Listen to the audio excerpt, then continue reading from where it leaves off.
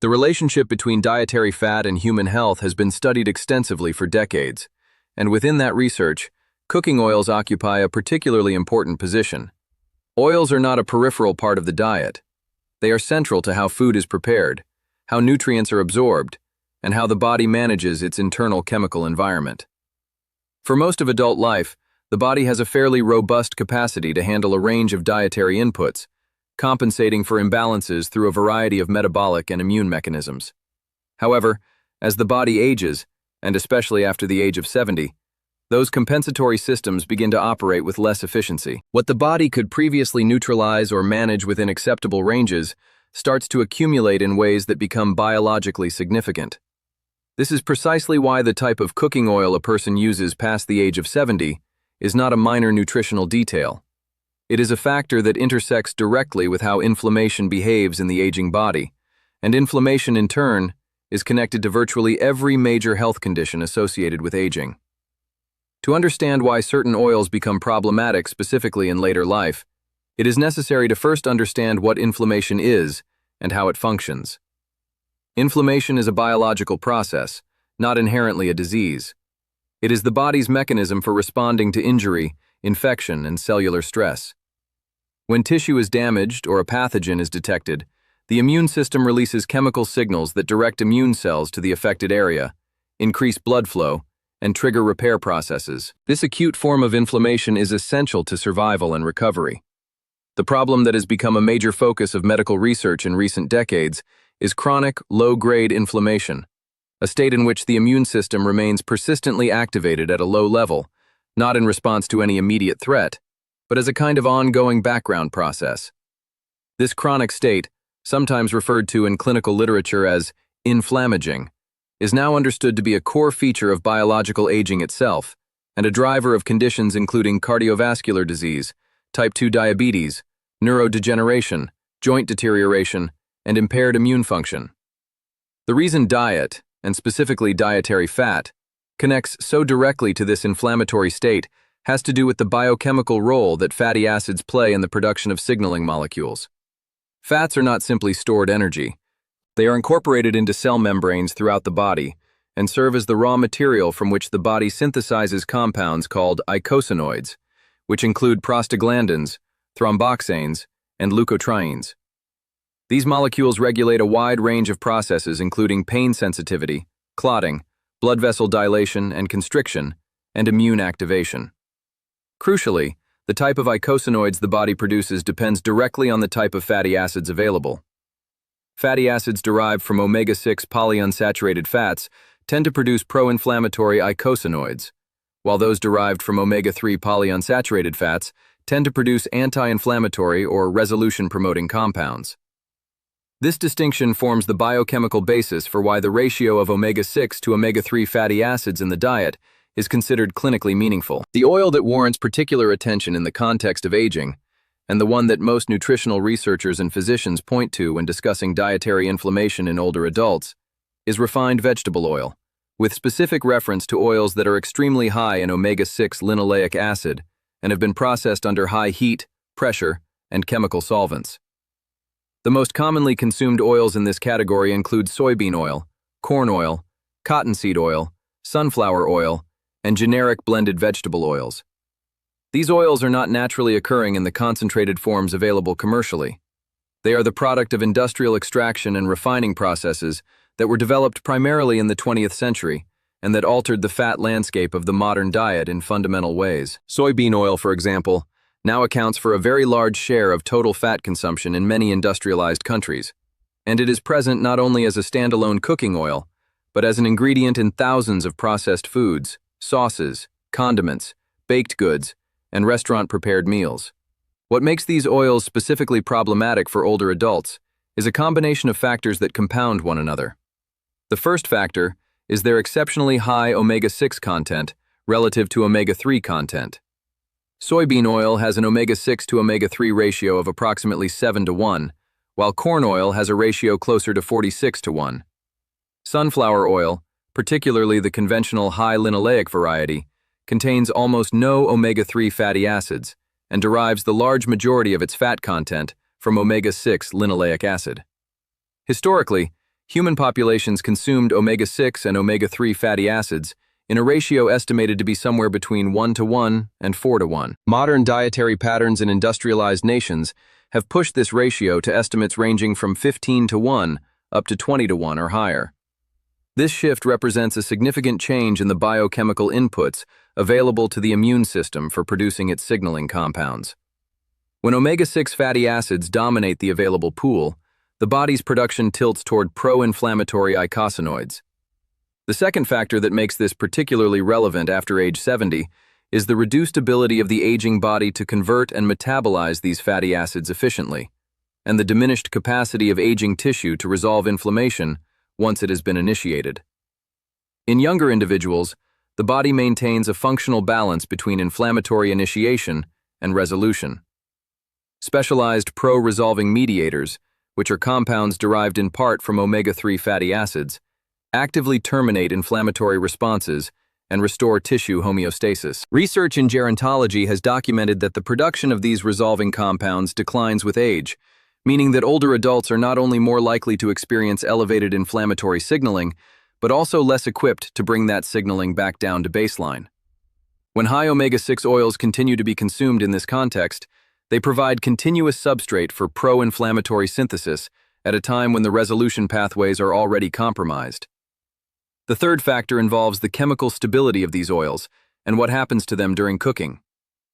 Polyunsaturated fatty acids, which constitute the majority of fats in soybean, corn, and sunflower oils, are chemically unstable.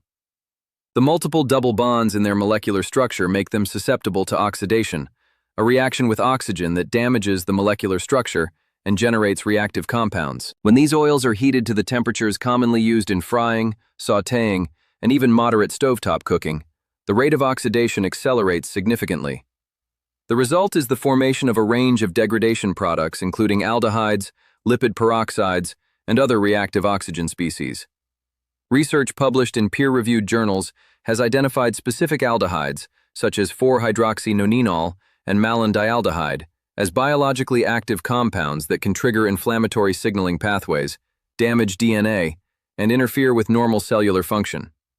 These compounds are not neutralized by the body's antioxidant systems as efficiently in older adults, whose antioxidant enzyme production also declines with age. There is also a relevant distinction to be made between refined and unrefined versions of these oils, and between oils that are labeled as heart-healthy and what the broader research picture actually shows about their effects on inflammatory markers. The marketing of vegetable oils as healthy alternatives to saturated fats became prominent in the latter half of the 20th century, largely based on research focused on their effects on blood cholesterol levels. Cholesterol-based cardiovascular risk models emphasized reducing saturated fat intake and replacing it with polyunsaturated vegetable oils. This guidance, which was broadly adopted by health organizations and incorporated into dietary guidelines, did not always account for the full picture of what happens when large quantities of omega-6 linoleic acid are consumed over extended periods. More recent research, including large-scale systematic reviews and reanalysis of historical clinical trial data, has led a number of researchers to reassess the net benefit of this substitution, particularly with respect to inflammatory outcomes and total mortality, rather than cholesterol levels alone. The practical reality is that most older adults who are consuming these oils are not doing so in small quantities. Because refined vegetable oils are inexpensive, widely available, and embedded in both home cooking and commercial food preparation, a person who cooks regularly with these oils and eats a moderate amount of processed and restaurant food may be consuming a substantial daily quantity of omega-6 linoleic acid without being aware of it. The cumulative nature of this intake, combined with the physiological vulnerabilities of aging described above, creates conditions under which inflammatory load can remain persistently elevated. Research examining overnight physiology adds another dimension to this issue. During sleep, the body undertakes significant repair and regulatory processes. The glymphatic system, which clears metabolic waste from the brain, is most active during sleep. Immune regulation, hormonal cycling, cellular repair, and inflammatory modulation all follow circadian patterns that are linked to sleep cycles. Studies examining inflammatory markers have found that certain compounds, including those associated with the eicosanoid pathways influenced by dietary fat intake, show fluctuations across the sleep-wake cycle. When pro-inflammatory substrates are abundant in the bloodstream, as would be the case following meals high in omega-6 oils, the inflammatory signaling environment that persists into overnight hours may not allow for the kind of resolution that normally occurs during rest.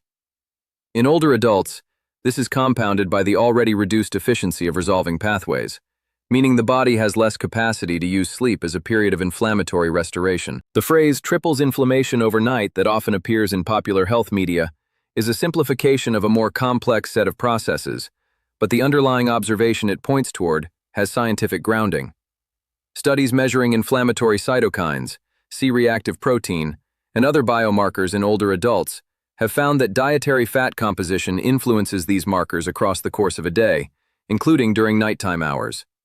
A single high-fat meal rich in omega-6 polyunsaturated fats has been shown to produce measurable increases in inflammatory markers within hours of consumption, and these effects can persist through the night when the meal is consumed in the evening, which is how most people consume their largest meal. For a 70-year-old whose baseline inflammatory signaling is already elevated relative to a younger adult, this acute dietary-driven increase occurs on top of an already elevated platform, producing a cumulative inflammatory burden that is meaningfully higher than the absolute numbers alone might suggest. The specific oils that most researchers and clinicians point to as the most concerning in this regard are those with the highest omega-6 to omega-3 ratios and the greatest susceptibility to oxidative degradation under cooking conditions. Corn oil and cottonseed oil are frequently cited, as both have very high omega-6 content and low smoke points relative to what would be considered safe for high-heat cooking. Soybean oil, despite having a somewhat better omega-6 to omega-3 ratio than corn oil, is still considered highly problematic due to the sheer volume in which it is consumed, both as a standalone oil and as an ingredient in processed foods. Partially hydrogenated versions of these oils, which produce trans fats, carry additional well-documented health risks and have been largely removed from commercial food supplies in many countries following regulatory action, though trace amounts still appear in certain products. In contrast, oils with different fatty acid profiles are generally considered more appropriate for older adults from an inflammatory standpoint. Extra virgin olive oil, which is predominantly composed of monounsaturated oleic acid and contains a range of polyphenolic compounds with documented anti-inflammatory properties, has been extensively studied in the context of aging and chronic disease. Research consistently associates regular olive oil consumption with lower levels of circulating inflammatory markers and reduced incidence of inflammatory-related conditions. It is also more chemically stable under moderate cooking temperatures than high polyunsaturated oils, producing fewer oxidative degradation products. Avocado oil shares some of these properties, being predominantly monounsaturated and relatively stable under heat. Coconut oil, which is high in saturated fat, has a different set of considerations and remains more contested in research, though its saturated fat composition does make it more resistant to oxidative degradation during cooking. Butter and ghee from grass-fed animals provide a different fatty acid profile that includes conjugated linoleic acid and a moderate omega-6 to omega-3 ratio, and are used in certain traditional diets associated with lower rates of inflammatory disease. Beyond oil selection, the broader dietary context matters significantly for managing inflammation in older adults. The Mediterranean dietary pattern, which has been associated in numerous large-scale studies with reduced inflammatory markers and better aging outcomes, combines olive oil use with high intake of vegetables, legumes, whole grains, fish, and nuts, while limiting processed foods and refined carbohydrates. This pattern is relevant not only because of the oils used, but because it reduces total dietary omega-6 intake from processed food sources, while increasing omega-3 intake through fish consumption, creating a more balanced fatty acid ratio. The overall dietary pattern, in other words, reinforces the benefits of switching away from high omega-6 vegetable oils. For older adults, additional practical considerations include the fact that sensory changes, reduced appetite, and changes in cooking habits can make it more difficult to make consistent dietary changes. Many older adults rely on prepared meals, packaged foods, and takeout, all of which commonly use the refined vegetable oils discussed above. Reading ingredient labels and understanding that terms like vegetable oil, soybean oil, corn oil, and partially hydrogenated oil on ingredient lists indicate high omega-6 oils is a practical step that can meaningfully reduce exposure without requiring major lifestyle changes. It is also worth noting that inflammation in older adults is not solely determined by dietary fat intake. Physical inactivity, chronic sleep disruption, psychological stress, gut microbiome composition, and accumulated cellular damage all contribute to the inflammaging process. Diet is one modifiable factor among several, and oil selection is one dietary factor among many. However, because cooking oils are a concentrated source of fatty acids that directly influence eicosanoid production, they represent a high leverage point for dietary intervention. Changing the type of oil used in cooking is a relatively simple substitution that does not require caloric restriction, major changes to food preferences, or significant lifestyle disruption, making it an accessible starting point for older adults who are looking to manage inflammatory load through diet. The medical and research community continues to study these relationships with increasing sophistication. Advances in lipidomics, the comprehensive study of lipid molecules in biological systems, are providing more detailed pictures of how specific fatty acids move through the body, how they are incorporated into tissues, and how they influence cellular behavior at the molecular level.